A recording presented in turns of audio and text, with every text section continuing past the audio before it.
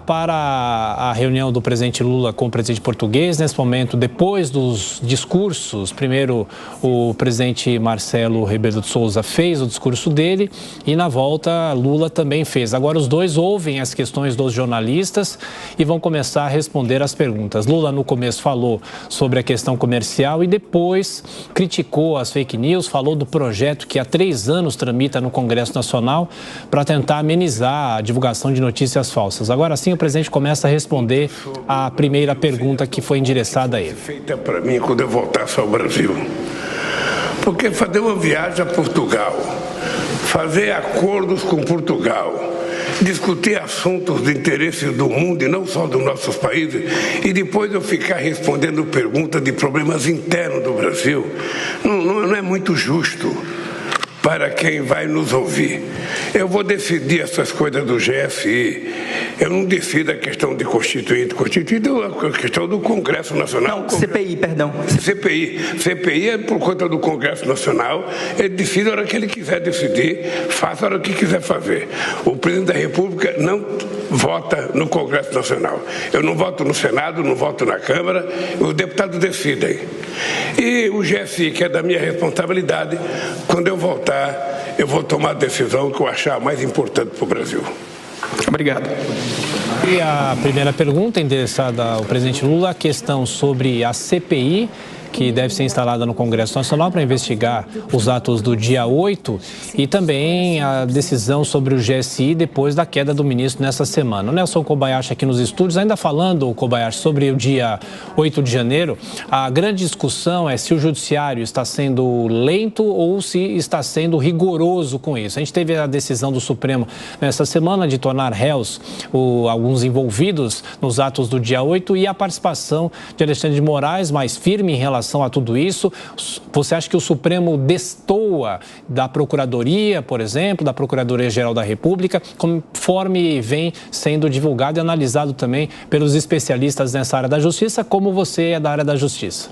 Pois é, né, Tiago? A gente viu, por exemplo, na divulgação das imagens do dia 8, nesta semana, que indicam omissão do GSI, do comandante e de integrantes das forças de segurança do GSI, sendo divulgadas ao grande público através da imprensa. Mas são imagens que eram contidas no Palácio do Planalto e que poderiam ter sido requisitadas pelo Ministério Público, pela Procuradoria-Geral da República. O Ministério Público é o dono da ação penal, é o órgão acusador, é ele quem tem a responsabilidade de requisitar de imediato imagens, provas, oitivas, depoimentos, testemunhas, qualquer tipo de perícia, por exemplo. Então veja que precisou a imprensa divulgar as imagens do Palácio do Planalto para que o ministro Alexandre de Moraes soubesse pela imprensa dessas imagens e requisitasse ao Ministério Público que tomasse as devidas providências. Então, essas imagens divulgadas revelam 2 omissões. Primeiro, a omissão da própria segurança do GSI. Isso é nítido nas próprias imagens, não dá para contestar aquilo que todo mundo está vendo. Mas uma outra omissão, uma segunda omissão importante do Ministério Público, que teve uma conduta muito rígida, muito assintosa, muito ferrenha contra os integrantes da segurança do Distrito Federal, mas que não deu o mesmo tratamento aos integrantes da segurança do governo federal. Precisou o Supremo saber essas imagens pela imprensa. Isso revela que o Ministério Público não está agindo bem neste caso.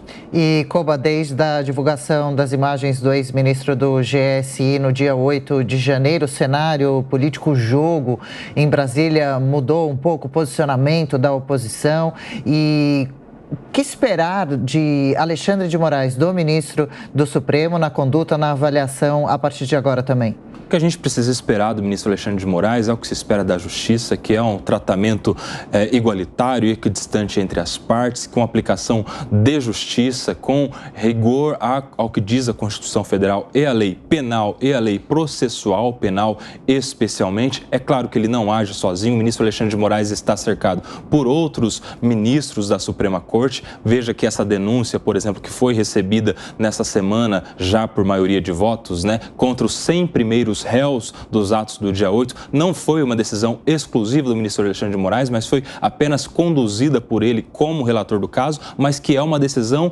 colegiada dos ministros da Suprema Corte. A gente espera isso do Judiciário, do ministro Alexandre de Moraes, que é o relator do caso, mas também de todos os outros ministros, que dê a devida atenção. E agora a gente sabe que para processar, para investigar, basta dúvida, mas para condenar é preciso ter certeza. Agora, no bojo dessa ação penal, nós teremos, cada um dos 100 réus, a oportunidade de oferecerem as suas defesas, produção de provas periciais, testemunhais, quaisquer outras provas que sejam necessárias, e no final a gente vai aguardar um julgamento justo e individualizado contra cada um desses réus. Jornal da Manhã, são 9h08. Repita. 9h08.